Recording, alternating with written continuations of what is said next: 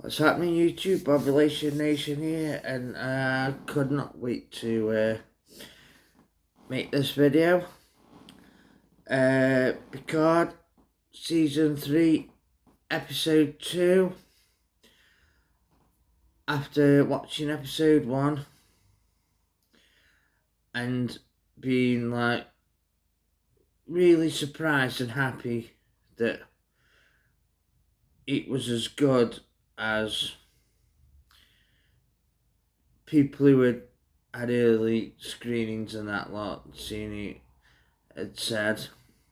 I'd heard some good stuff leading up to it. The only thing was, with Picard Season 1 being absolute dog shit, Season 2 being, an even bigger, sloppier type of dog shit. The hate on it, Star Trek diversity was absolutely mind-bendingly crap. I compared it to a high school teen drama thing, but set in space. I'd heard a few people had watched Strange New Worlds and were okay with it. Didn't really actually hear people, oh, it was really good, I just heard people say, well, it was okay, it was alright. I didn't actually watch a single episode of it myself. Picard Season 1, I started watching it and I watched a bit of the end. But other than that, no, I couldn't follow it. It was just ridiculous. Picard Season 2, even more ridiculous. It was just like, I remember that there's a bit on a YouTube channel, Red Letter Media, and there's a bit where they're talking and they're just like going blah blah blah blah blah blah blah blah blah blah blah blah, and that was how the story was going. It was like, well, what's happening? What's all this about? What does this need to, And then I heard some good things about Season 3 coming out, getting a lot of the old cast back together. Some of the people involved in the older Trek had worked on it. You've got Terry Matalis doing having quite a lot of the creative decisions, like even though I noticed, like, when the credits come up, it was still Kurtzman, Trek, and is it Giesman, Goldsman, their names were kept popping up, but as far as I know, they pretty much walked away from the project, like. And the trailers were a bit mishmash. Like I said on one, there was the one that just had the clips of the individual characters, and I had a problem when it said werewolf. Says, "Oh, I'm a pacifist now," and this and that. And you got the new guy, Jack Crusher, who says to Picard, is anyone who's the same as who you used to know, like? Yeah, the trailers were a little bit off-putting, to be honest, and then you had old man Picard in his vineyard wearing glasses. He's a synthetic now. Why? That clip was just a bit off-putting. And like I say, Wolf up there, pacifism now, and I can't remember what he said, but and I always found Worf one of my favourite characters. He was a warrior from a race of warriors that had, stronger than humans, and and yet I found he was one of the more reasonable of the bunch. Actually, I know as a tactical officer, or weapons officer, his job is what his job was. Uh, fighting, but he showed good constraint, and only he wasn't violent. He could just bring it when he needed to, and he only did that when it was for the good. Yeah, and then the last trailer that I reviewed had all the action in it, and I was saying, it reminded me a bit of Nemesis, like the style of the ships and that. As well as the new Jar Jar films that come out. So I thought I'm going to give this one a go, and I didn't make any predictions, but I did say to people, watch it and see what you think. And I heard back some good things, and I watched episode 1, and at the end, I was like, I can't wait for episode 2 now. I know there's people that have seen all the episodes already. I'm actually going to take it one at a time. But yeah, we learned so much more in this one.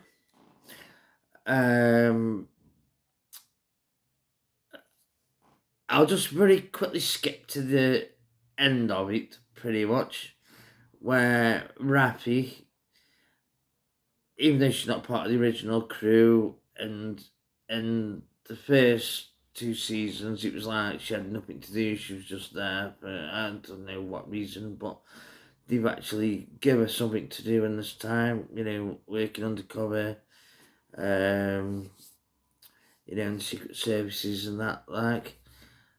And right at the end, she gets in a bit of bother, and then the shit hits the fan, and like, and who's there and saves her by slaying the enemy? Worf. So, like I say, when there's that trailer that says I'm more of a pacifist these days, no, he was always a dangerous motherfucker, basically. But he had respect, and he was a member of Starfleet, and quite reserved, and yeah, he was one of my favourite characters. So I like that ending to it. But starting on from the beginning of it, yeah, pretty much takes off where the last one ends. We've obviously got the conspiracy going on. This Jack Crusher's not quite all he seems, or whatever. I said last time, he introduced himself as Beverly's son, and he could end up being Picard's son, which now we find out he is.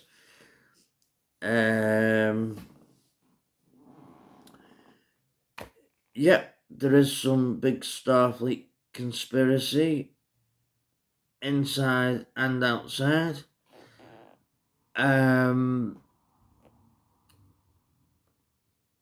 Yeah, great again.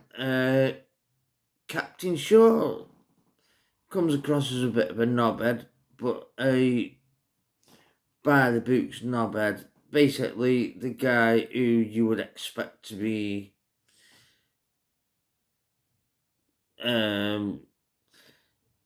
he's not gun-ho, basically. He's more by the books, which I think actually leads up, and it did lead up to a good bringing him in as a new character and being part of the story.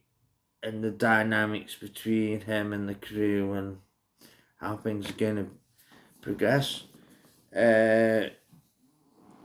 Yeah, I thought, yeah, they've taken Rappy, a character that people didn't like before, and gave her a purpose, and she's going to get more purpose. Seven, I was a bit unsure about her, but yeah, she's fitting straight in there. Patrick Stewart really seems to have, I don't know if his doctor's prescribed him a load of Viagra or he's been on the fast tack or something, but from going around apologising and and this, he actually seems like, he's not the captain, he hasn't got that serious, when you just get the noise at the door, come, he's an old, he's retired, but he's like he's recaptured a bit of youth, actually. Riker again, good. I've always said Riker was never one of my favourites, but him and Picard together, really complementing each other. Jack Crusher seems like this is where you've got the bit of mysteriousm going on and the mind games, as well as the I can't remember what they called. Captain Vidic, the enemy. They haven't given too much away there, so you've got the guessing. That's what I liked about Star Trek. When, like I said, it wasn't my biggest thing when I was younger. I was more of a Star Wars person. As I got older, I appreciated Star Trek much more for the thinking and how things pan out and how people deal with situations and the different angles. And this is definitely, like I say, I really enjoyed episode 1. I'm looking forward to episode 2. Now I've watched it, and I couldn't wait to make this video to say, yeah, it was well worth it. I think there are some things that you binge watch, and there's this argument going on, binge watch or weekly, and I actually think this is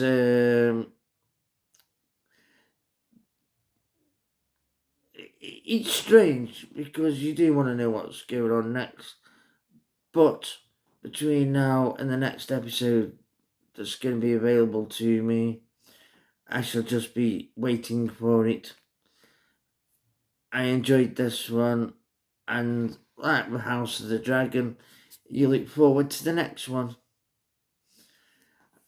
If they were all available to me, I'd perhaps sit here and watch another 3 or 4, and it perhaps actually spoil it a bit for me, to be honest. Like I say, times have moved on, that's what I said in my last video. Things are more modern. It has got a more modern feel, like it could be like a long film. But obviously, nowadays they know what they're doing. They can afford, and they've got the know-how to make these spectacular looking episodes that feel like mini movies in themselves. But like, again, good thing, as it's left me wanting more. So, as I said, Star Trek is a franchise I think can be saved. Now, this is obviously the last season of Picard, but there are so many time periods and zones and people and races that they can go back to and carry on, and hopefully the bullshit crap that we've had for the last 6-7 years will just fade away, because younger people aren't getting into it. The fan base is getting older, but I think good stuff like this again will encourage younger people to, maybe if they didn't like it straight away, they will come across it and actually realise it is good. Especially this one. I think this season 3 has actually taken a lot of people are going to be, a lot of the old Trekkies are going to be wow, like, for the story, and some of the newer people are going to be like, well, you know, Star Wars is shit and nonsense and all sort of bollocks. Whereas this is like, this looks quite interesting, and he's got the budget and the effects. Anyway, people, thank you for listening. Make my day and subscribe, help my channel out grow. I seem to have slowed down on gaining subs recently. Been a bit all over the place, to be honest, but give us a thumbs up, and I would really enjoy getting a comment just to see what you think. Are you a die-hard old Trekkie and this isn't going to, well, if you're watching it, do you think this is a good course correction? Or do you like the new Kurtzman track and the diversity and representation? Yeah, I'd like to know how you feel either way. So, yeah, drop us a line. Live long and prosper. Thank you very much.